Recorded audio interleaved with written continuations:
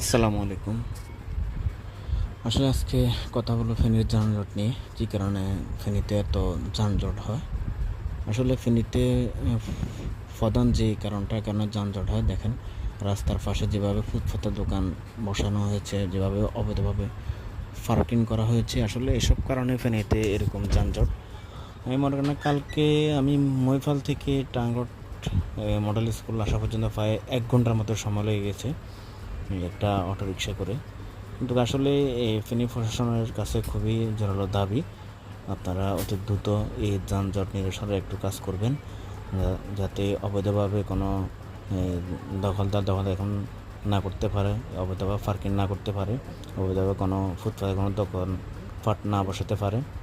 আর একটা কারণ হচ্ছে কি, টাং রোডে এখানে আসে সিএনজি এই ড্রাইভারগুলো অবৈধভাবে যাত্রী নামায় উঠায়। আসলে এখানে প্রশাসন পুলিশের সামনে এগুলো করে, তারা আসলে থাকা অবস্থায় এগুলো করে থাকেন, তারা কোনো পদক্ষেপ নেয় না।